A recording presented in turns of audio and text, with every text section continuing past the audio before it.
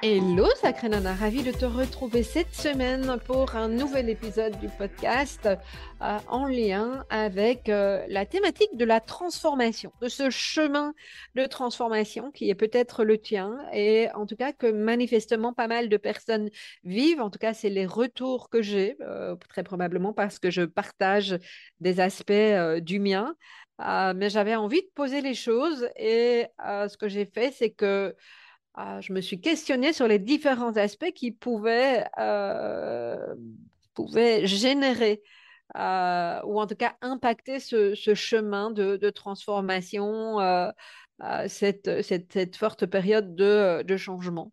Alors rapidement, hein, je pense que pour certaines qui découvrent leurs facettes en lien avec leur singularité, que ce soit le haut potentiel, le multipotentiel, il y a effectivement ça qui peut jouer. Ça va se cumuler avec une période qui est assez dense, hein, au niveau à la fois des énergies, mais du contexte d'incertitude depuis cette crise du Covid plus particulièrement. Et puis, je refais le lien avec la désintégration positive de Dabrowski. J'en parle dans un précédent épisode d'ailleurs. Pour te donner des points de repère et puis te partager aussi mon expérience et t'inviter à te poser une série de questions et puis certainement revenir à toi pour pouvoir traverser cette période de la meilleure manière qui soit, en tout cas de la plus sereine possible. On se retrouve juste après. Sacré Nana est un podcast hebdomadaire qui s'adresse aux femmes qui veulent incarner leurs multiples facettes sur tous les plans de leur vie. Ces femmes qui veulent s'assumer avec authenticité et ouverture du cœur. Il s'adresse aussi aux sacrés mecs qui ont un désir authentique de comprendre et de soutenir les femmes dans leur parcours singulier. Tu découvriras des clés pour vivre pleinement ta puissance féminine par le biais d'entrevues avec des experts, des témoignages, ainsi que des épisodes solo relatant les nombreux conseils pour mieux incarner chaque facette du diamant que tu es. Cela en vue de développer ta foi en la vie, de ton potentiel féminin et de te réaliser sur de nombreux plans personnels et professionnels avec légèreté et joie. Et si tu es concerné par la haute sensibilité et le haut potentiel, tu trouveras également des ressources dans ce podcast. Sacré Nana est animé par Nathalie Alsten, senior coach, thérapeute, auteure du livre Émotif talentueux, être soi autrement et fondatrice de l'approche du développement du potentiel humaniste. Bienvenue parmi nous, Sacré Nana, le podcast qui te permet de rayonner de 1000 facettes.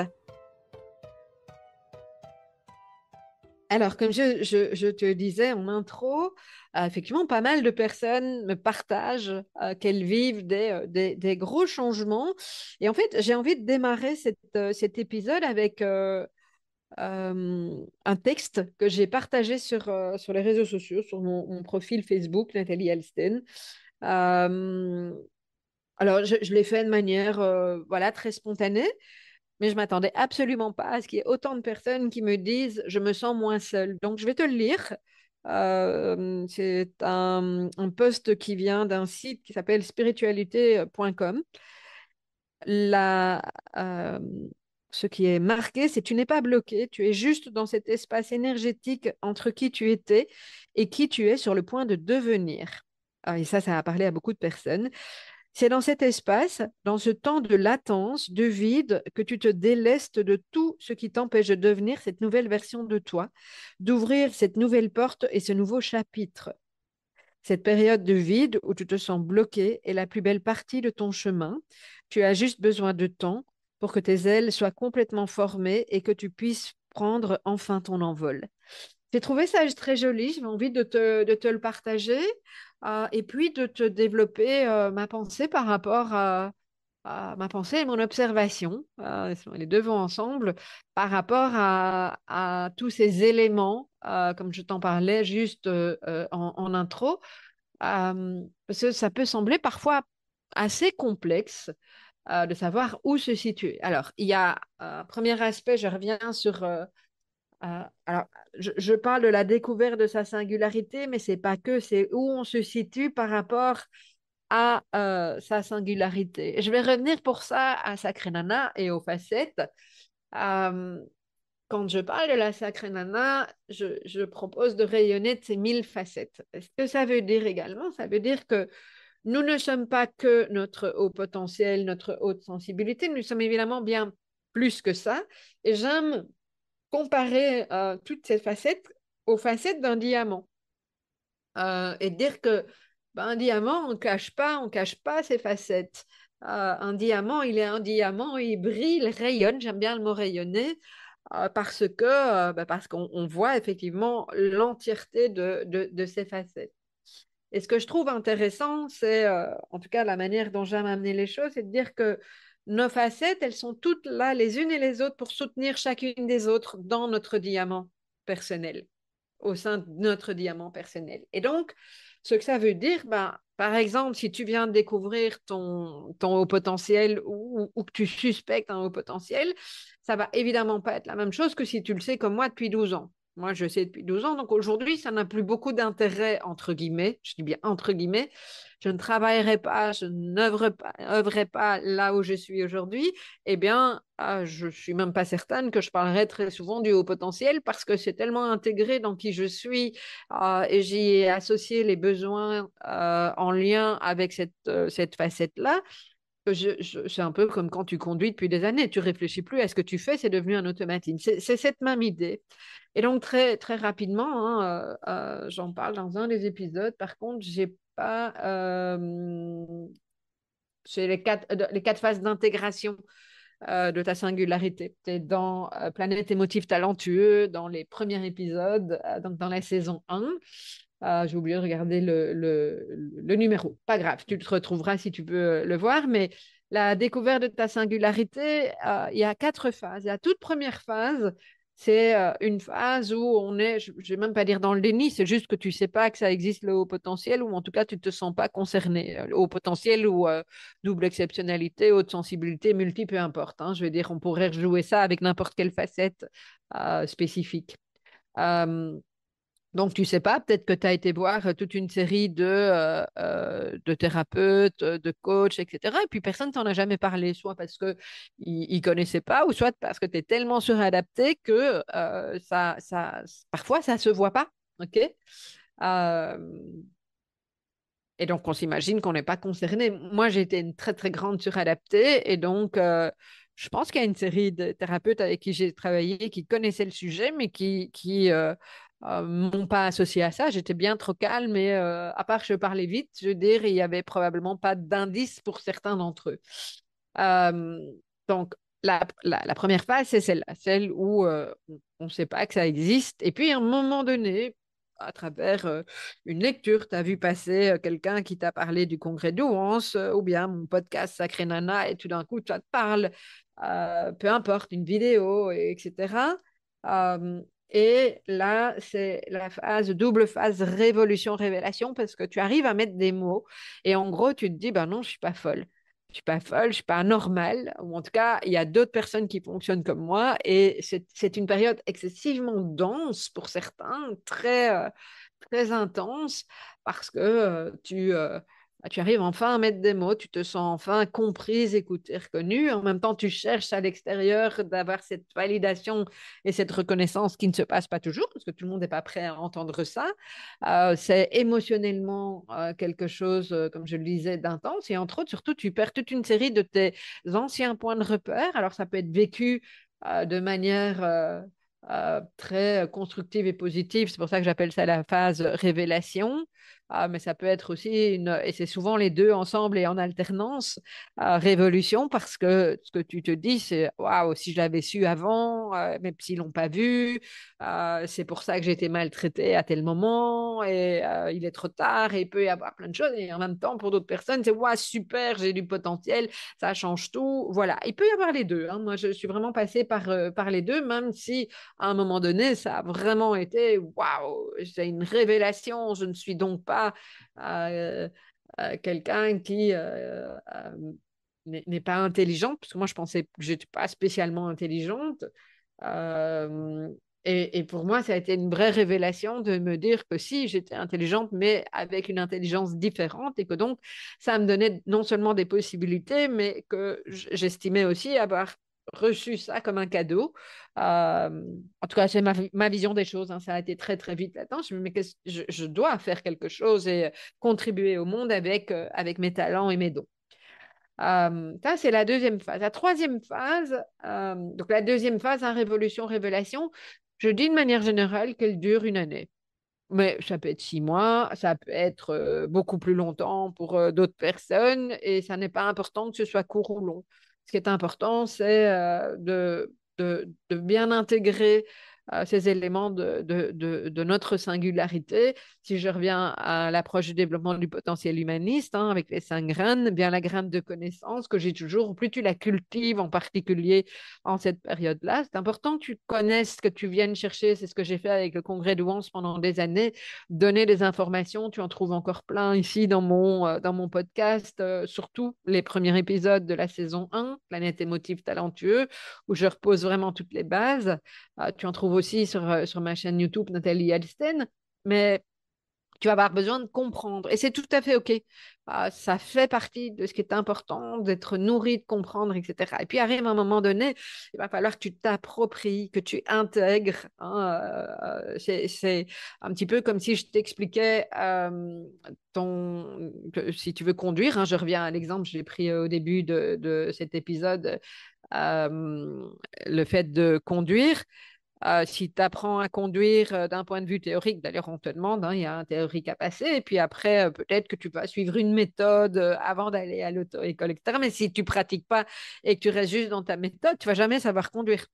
Hein, ça va vraiment demander d'intégrer ce qu'on t'a appris d'un point de vue théorique dans un premier temps, et ça va te demander de faire l'expérience de pratiquer le plus souvent possible pour que ça devienne une forme de seconde nature. Eh bien, toutes ces connaissances en question, graines de connaissances, c'est ça aussi. Et ce que ça veut dire très concrètement, c'est tout ce que tu entends au sujet de ta singularité.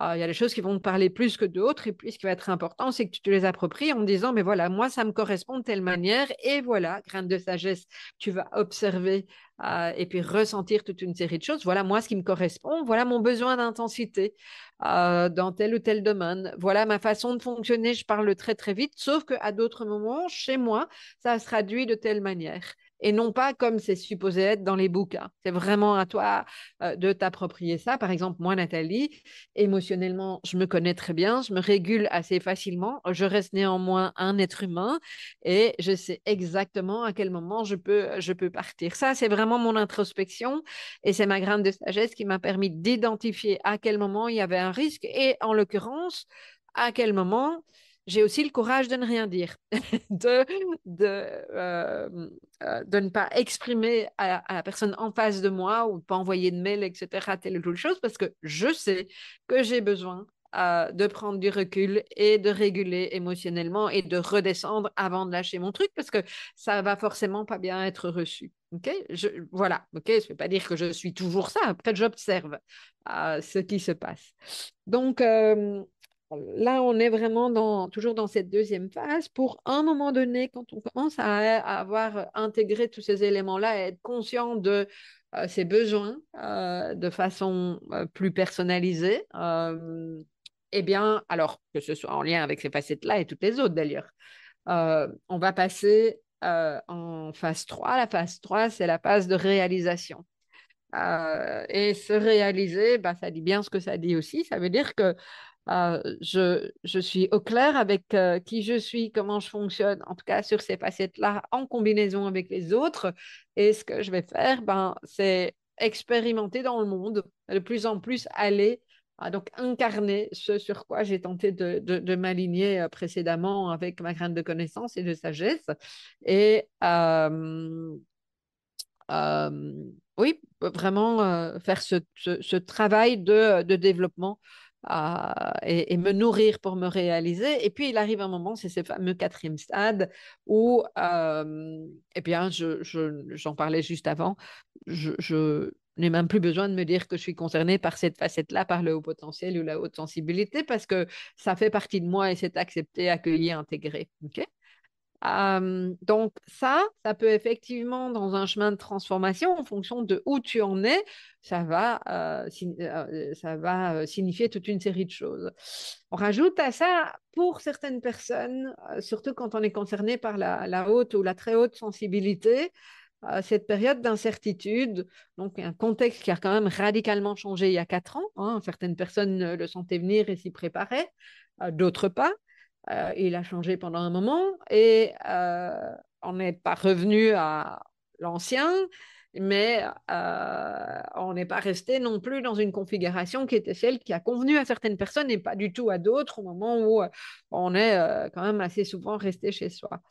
Et qu'on le veuille ou pas, il y a quand même pas mal d'incidences et certaines personnes sont encore impactées par ces aspects-là des choses. Alors, ça peut être un impact parce que euh, ça a été difficilement vécu et difficile de s'y retrouver aujourd'hui, de retrouver des points de repère qui nous conviennent. Ça peut être au contraire avoir été très, très bien vécu et d'autres personnes sentent que voilà, ça leur ouvre des portes.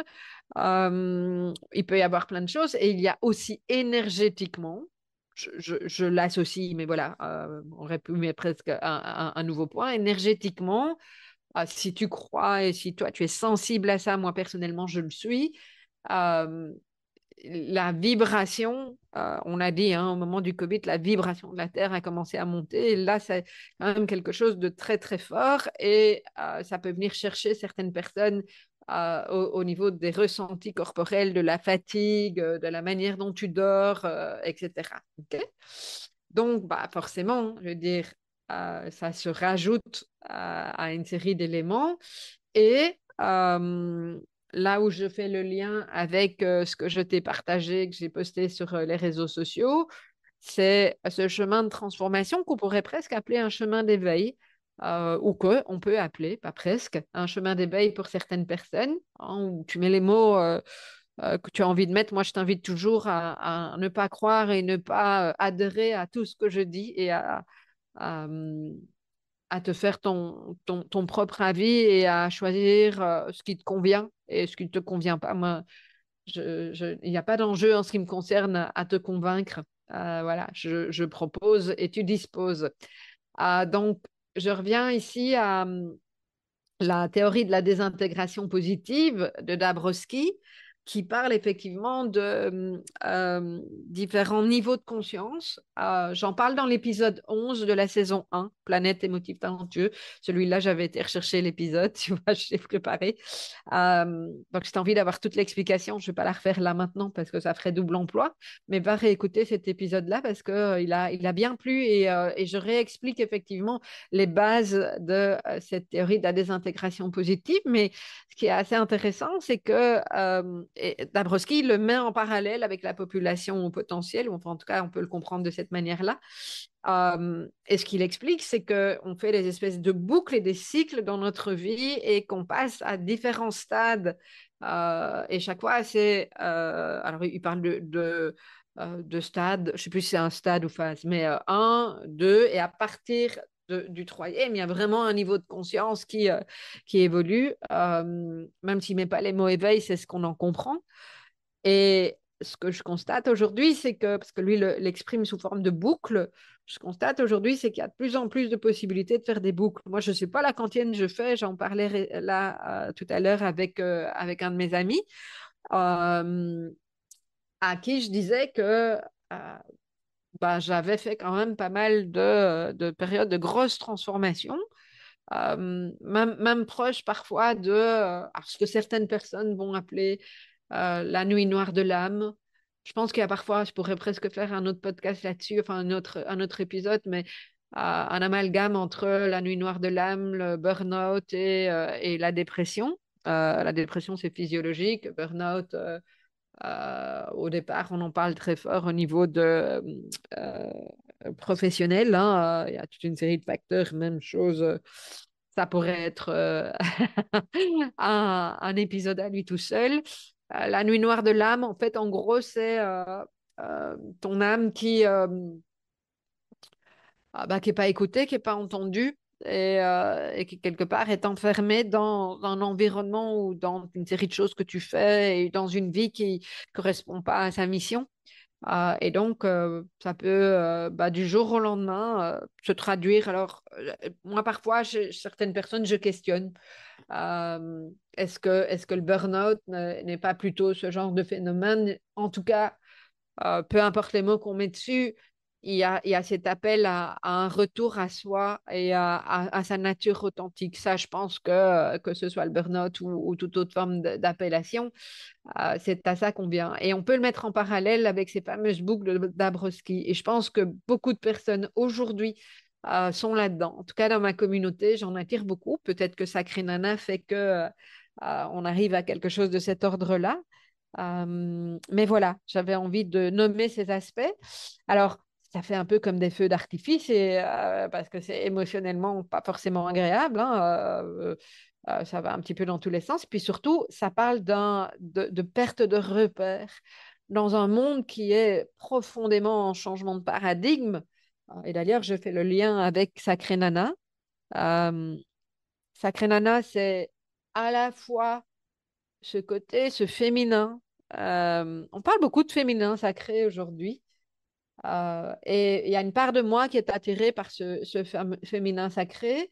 Et puis, il y en a une autre qui a presque envie de rejeter en bloc parce que ce qui est compliqué pour moi, c'est euh, le fait que certains cercles restent uniquement entre femmes et je n'entends pas, alors peut-être que, voilà, mais je n'entends pas la place de l'homme là-dedans. Et j'ai le sentiment que on est, et ça fait partie de ce qui se passe dans les changements de paradigme, évidemment, mais j'ai le sentiment que à force de pointer du doigt le patriarcat, et je suis tout à fait, j'entends, le risque, c'est de passer tout à fait de l'autre côté. Et moi, c'est pas là où j'ai envie d'aller.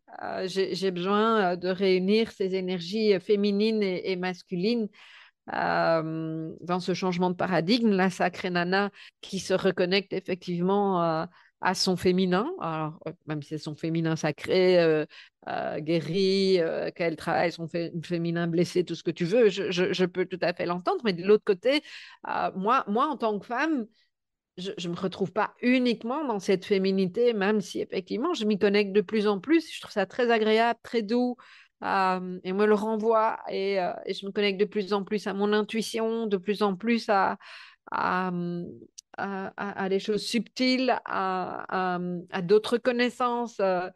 Et même si ça a pu me perturber à un moment donné, je suis très heureuse de ça parce que mes décisions aujourd'hui se prennent au départ de l'intuition, mais si je mets en place des projets, bon, alors il n'y a plus le congrès d'ours, mais si je mets en place un nouveau projet, comme je vais t'en reparler d'ailleurs, le défi métamorphose avec apostrophe ose dans les prochaines semaines, hein, du 18 au 20 avril, on peut le dire. Bah, j'ai aussi besoin de mettre en action mon énergie masculine, tout comme mes échanges avec les hommes sont tout aussi riches que ceux avec les femmes. Ils sont différents, mais voilà, je trouve que c'est important. Et donc, il y a ça aussi qui se met sur ce chemin de transformation. Donc, ça fait beaucoup de choses. J'avais juste envie de mettre de la lumière sur ces aspects-là des choses pour que tu puisses conscientiser que si pour le moment, tu sais plus très bien quels sont tes points de repère, ça se coupe pas mal, ben, il y a de quoi, hein, ça peut être ces éléments-là. Tu n'es peut-être pas concerné partout aujourd'hui, mais c'est OK. Alors, euh, je te disais en intro, comment ça se traduit chez moi? Bon, ça fait déjà un moment que tu me connais.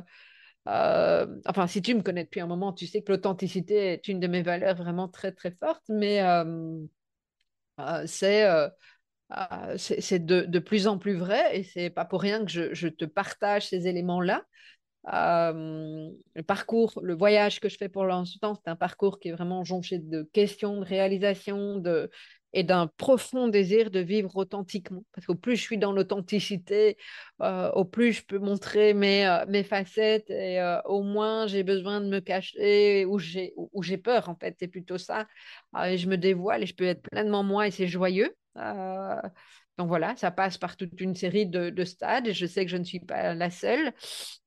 Je pense que dans les éléments que je te donne, ce qui est important, c'est de te poser les bonnes questions.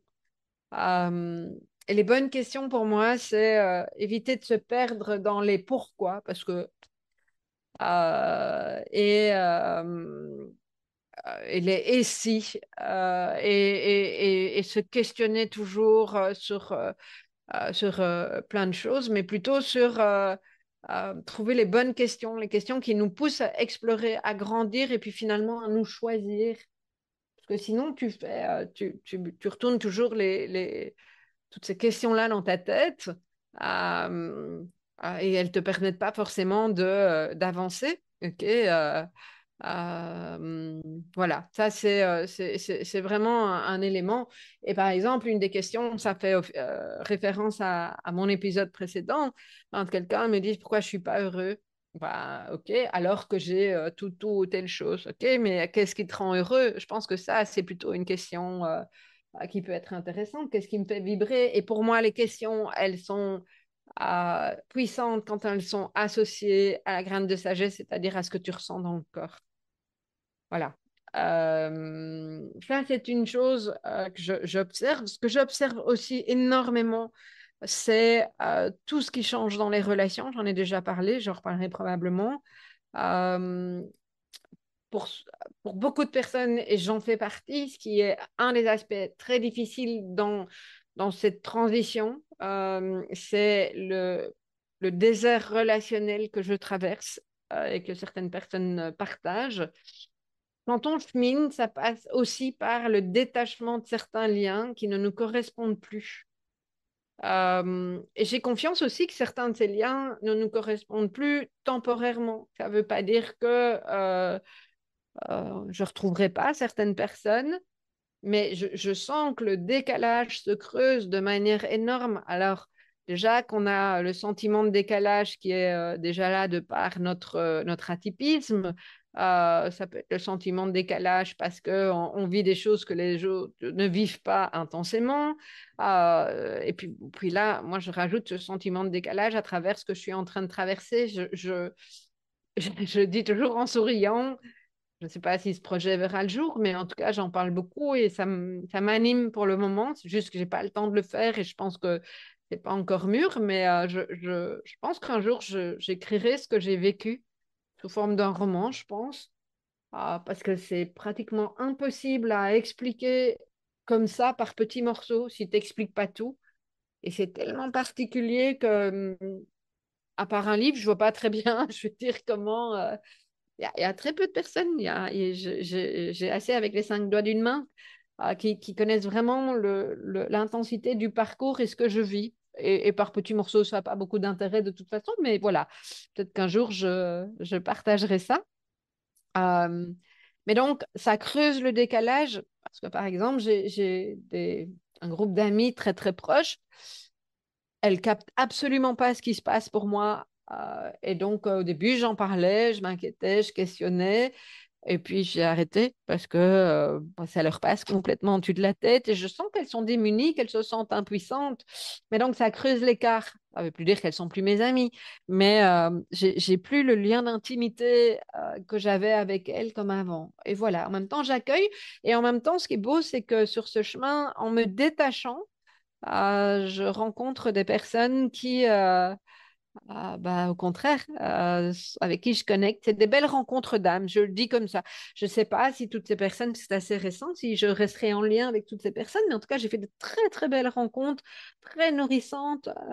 Et en même temps, j'ai pu mettre des mots sur mon vécu, j'ai pu partager avec elles et ça nourrit, ça donne de l'énergie, ce sont des belles vibrations, mais ça suppose qu'on se détache de ce à quoi on est habitué. Ça, j'insiste vraiment très, très fort. Voilà, je ne sais pas si je suis claire, comme je n'étais pas en face de moi, je ne sais pas me poser de questions, mais et en même temps, ce n'est pas une obligation, hein. Je pense qu'il y a des personnes qui ne ressentent pas le besoin de changer ou qui résistent au changement. Euh, et, et voilà, je pense que, en tout cas, ce que je remarque quand même dans ma vie, c'est qu'il y a toute une série de personnes dont je me suis effectivement détachée. Nos chemins euh, n'ont pas pris les mêmes directions pendant tout un temps. Et puis, hop, quelques années plus tard, on se rejoint avec grande joie. Parfois juste ponctuellement, et puis parfois d'autres. et c'est chouette. Donc voilà, il y a toujours cette ouverture aux possibilités. On n'est pas, en tout cas, ce que je veux dire, c'est que on n'évolue pas forcément ensemble en même temps, mais par contre, tout le monde a la capacité d'évoluer. Et peut-être que toi, tu vas faire, ou tu es en train de faire un énorme chemin pour l'instant et pas ton mari, ta meilleure amie, ou que sais-je, qui sais-je, pardon. Et puis, dans 3 ans, eh bien, toi, tu auras fait une partie du chemin et tu stabiliseras là où tu es. Et puis, bah, cette autre personne va faire ce bout de chemin et vous allez vous rencontrer à nouveau ou pas. Mais je trouve que ça, c'est assez chouette. Alors, bah, moi, je reviens, j'ai souvent osé ma vie, hein, au sens propre comme au sens figuré. Et puis, même chose, grâce aux échanges que j'ai avec certaines personnes, je mesure, si je reviens aux facettes, combien je peux encore être timide quand il s'agit de danser, par exemple. Alors, je le dis souvent, j'adore danser, mais par contre, je danse toute seule à la maison, mais jamais devant quelqu'un, même mes proches. Oui, ou alors de temps en temps, je peux faire le clown en rue ou à une soirée dansante, tout le monde danse. Donc je danse, ça, évidemment, et tout le monde sait que j'adore danser. Mais je sais pas, moi, si j'ai quelqu'un qui vient loger à la maison, bah, je vais pas faire mon rituel de danse. Et je conscientise, ça veut dire qu'il y a une part de moi qui estime que c'est encore très intime et qui n'ose pas m'exprimer librement quand je suis regardée. Voilà. Et donc, on me dit que tiens, ça pourrait être intéressant. On en reparlera d'ailleurs et probablement dans ce défi métamorphose, un pas à la fois, hein, parce que c'est important que je revienne et c'est ce que je t'invite à faire au corps, ce qui fait du bien à ton âme. Et en général, tu t'en rends compte parce qu'il y a de la joie, il y a du pétillement, c'est léger. Voilà, hein, et c'est tout un programme. Quand on parle d'éveil, on parle surtout de transmuter des blessures. Euh, donc, pour beaucoup de personnes, c'est ah, cool, ce truc espèce de New Age là. En fait, moi, c'est ça que je mets dans le mot éveil, c'est combien j'ai encore des choses qui remontent et que bah, je guéris. Et, euh, et donc, en d'autres termes, ça ne veut pas forcément dire que je m'amuse à aller faire de l'archéologie, hein, ça monte tout seul. C'est c'est comme si je n'avais pas choisi, mais manifestement, c'est le bon moment. Et donc, des choses qui reviennent dans ma vie, qui sont douloureuses, qui font mal, où je réagis, eh ben, j'en prends soin. On prend soin en me faisant accompagner, en revenant au corps, en faisant du journal créatif, en dansant et toute une série de choses. Et je prends soin de ça, pardon, pour que je ne sois plus activée. C'est-à-dire que je ne me sens plus blessée dans telle ou telle circonstance. Voilà. Et si je me sens blessée, bah, je sais que j'ai encore quelque chose à faire et peut-être que je me sentirai de moins en moins blessée et que je réagirai de moins en moins. Mais l'idée, c'est vraiment de revenir à soi et de s'apaiser, de retrouver cette paix et quelque part de se laisser traverser par les douleurs que ces blessures peuvent engendrer. Et c'est possible. Voilà. Si ça te décourage, alors il y a certaines personnes qui me disent ouais, c'est jamais fini. Ben non, je pense que c'est le travail de toute une vie. Mais par contre, là où j'ai vraiment envie de te transmettre de la lumière et de l'espoir, c'est que je me rends compte combien il y a tellement de choses qui sont de moins en moins douloureuses ou qui ne le sont plus du tout. Et tellement de choses que j'ose. Mon grain de folie aujourd'hui, j'ai cultivé, j'ai appris à le cultiver de telle manière que je me faisais récemment la réflexion en me disant, mais j'aurais jamais imaginé avoir osé telle ou telle chose avant euh, que je fais aujourd'hui, les choses que j'ai dites à certaines personnes, que j'ai osé dire, comment j'ai réussi à m'exposer sans me sentir complètement en insécurité. Au contraire, ça m'a redonné de la force et de la puissance. Donc voilà, c'est possible.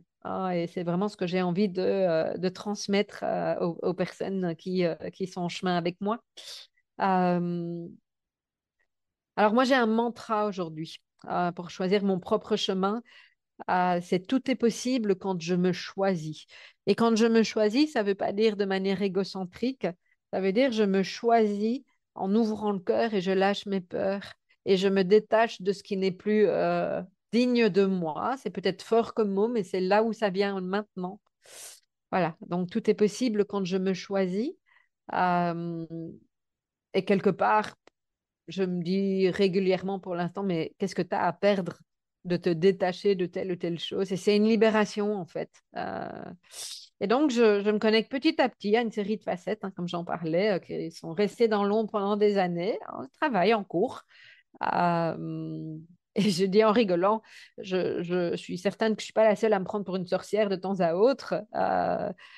Et en tout cas, je suis sûre aussi, et c'est ce que j'ai envie de te transmettre, que je ne suis pas la seule à être prête à transformer ma réalité avec audace et magie, en tant que sorcière ou pas d'ailleurs. Mais c'est rigolo, hein, parce que j'ai beaucoup de mes amis qui m'appellent ma sorcière bien-aimée depuis des années. Donc voilà. Alors, Sacré Nana Power, dans ce chemin de transformation, je suis vraiment très, très touchée de vos retours sur ce Sacré Nana, hein. J'en parle depuis un moment. J'ai commencé à en parler au mois de juin. Et c'est amusant parce que Amandine de mon équipe a accouché d'une petite fille à peu près au moment où j'ai sorti, à 3 jours près. Et elle a 9 mois. Donc, c'est symbolique, mais je vois qu'au bout de 9 mois, là, c'est prêt à émerger. Et d'ailleurs, le défi euh, qui aura lieu du 18 au 20 avril, parle de ça, hein, de Sacré Nana et de cette transformation. Euh, donc voilà. Euh, Ça vibre, ça pulse, c'est joyeux. J'ai vraiment hâte à continuer à t'en parler. J'ai vraiment hâte aussi à revenir au cœur de mon métier en m'amusant, et j'aurai vraiment l'occasion d'aborder tout ça dans ce défi métamorphose, et dans métamorphose apostrophe métamorphe apostrophe ose, du verbe oser, et c'est loin d'être anodin pour les sacrés nanas. C'est du 18 au 20 avril, et si tu veux t'y inscrire et tu veux être connecté, c'est www.emotif-talentueux.com/défi. Voilà, voilà, je t'ai dit à la semaine prochaine avec un nouvel épisode.